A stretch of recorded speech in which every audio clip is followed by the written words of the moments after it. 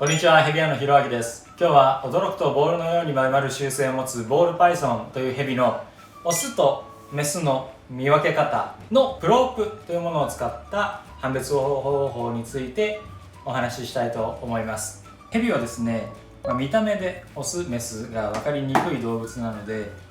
この子はオスなのかな、この子はメスなのかなというのを判断するときに有名な2種類の方法があって、一つはポッピングと言われて体の中に隠れている精液をグッと押し出してあげる、そのサイズや形でオスかメスかを判断するっていう方法と、もう一つはプロープを使う方法があります。プロープというのはこれですね。手術室みたいでしょ。ボールパイソンは体の中に普段は精液をしまっています。オスはオスの精液を体の中にしまって、メスはメスの精液を体の中にしまうんですが、オスの方が形が大きいわけですね。なのでオスのその収納スペースはメスより大きい。なのでこのプロープをその精液の収納されているスペースに優しく刺してみて、でそれがどれぐらい入るのかによってオスなのかメスなのかというのを判断します。つまりオスの精液が大きい、その収納スペースが大きいのであれば、このプロープは奥まで入る。それが入らないのであればメスという判断になるわけですね。では実際にやってみましょう。まずはオスから。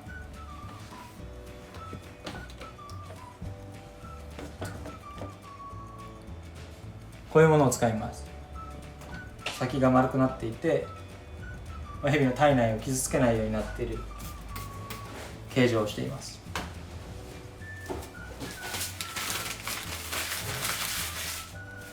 で、ワセリンは人間だけではなくヘビにも有効です。こうやって滑りを良くしてあげる。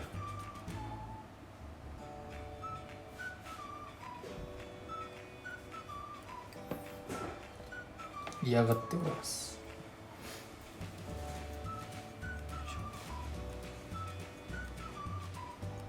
これがヘビの総排泄腔で、ここから便もするし排泄もするし、交尾もここでするし、産卵もここからするんですけど、ここに精液が入ってるわけですね。なので収納スペースがあって、プロープがどれぐらい刺さるかを見ていきます。メスだともうこれぐらいしか入らないんですけど、オスだとぐーっと入っていくことになります。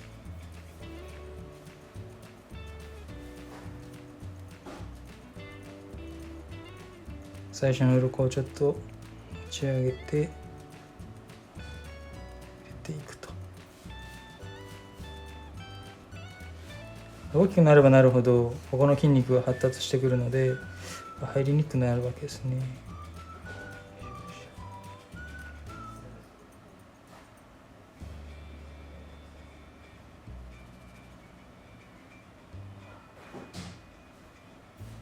っちゃ力入れてくる。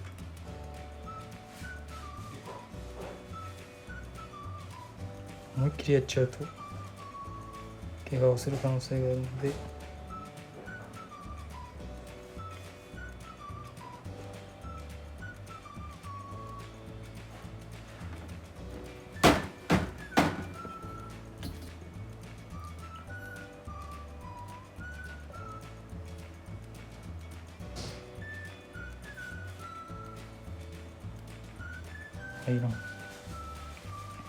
リラックスリラックス。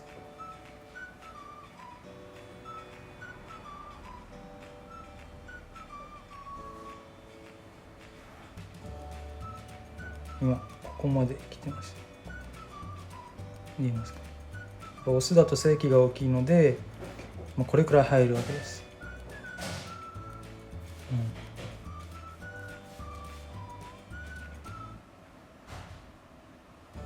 ということで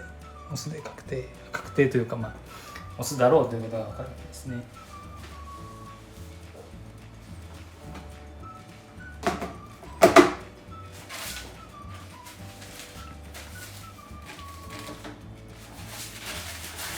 次はメスです。メスは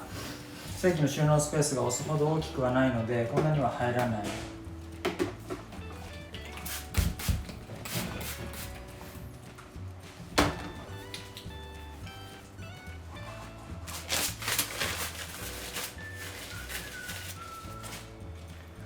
先生になった気分。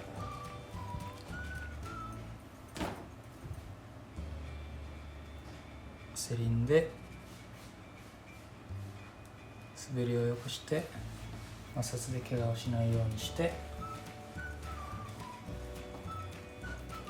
はい、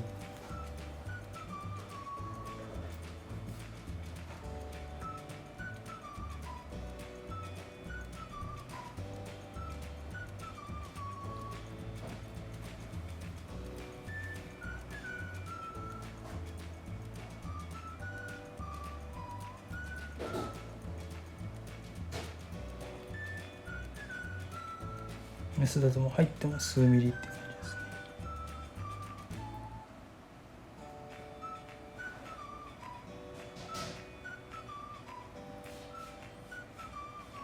うん、これくらいしか入らない。はい。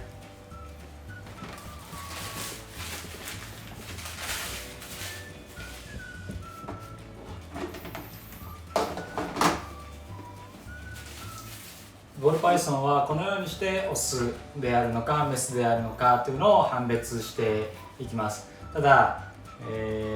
やっぱり個体差があって、オスなんだけどあんまり入らない子とか、メスなんだけど結構深くまで入る子とかがいます。なので今日やったプロープっていう方法と、あとはポッピングといって精液を出してみる方法と合わせて、この子はオスかなメスかなというのを判断していくんですけど、やっぱり絶対がないんですね。おそらくそうだろうということを確認しています。で、小さい頃は特に体の発達ができていなかったりするので、オスメスの判別が100% できなかったりするんですけど、僕たちこういうショップをしていたりとか、ブリードされている方とか専門家の人たちは、こういう形で、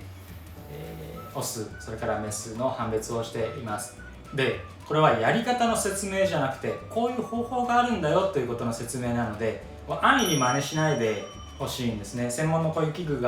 を持っている人も少ないでしょうし、そもそもその体の中に棒を入れるっていうのはなかなかリスクが高くて、クッといって体の中を傷つけたり破ってしまったりするので、やり方を説明しているわけではないということをぜひ覚えていてください。どこか爬虫類ショップとかで買いに行くときに何か棒を持ってこれから買おうという子のお尻に何か突っ込んでるのを見てわっと驚かないようにっていうことと、あとはこういう方法で判別をしているんですよっていうことの説明と、こういうアナログな方法を使ってやっているのでオスとメスの間違いがたまに発生するんだよっていうことの説明になりますので、安易には真似をしないでいただいて、こういうことで判別してるんだなっていうのを知っていただければと思います。今日は驚くとボールのように丸まるボールパイソンというヘビのオスとメスの判別方法のプロープを使ったやり方についてご案内しました。当店の生態在庫状況は概要欄にあるホームページからご覧ください。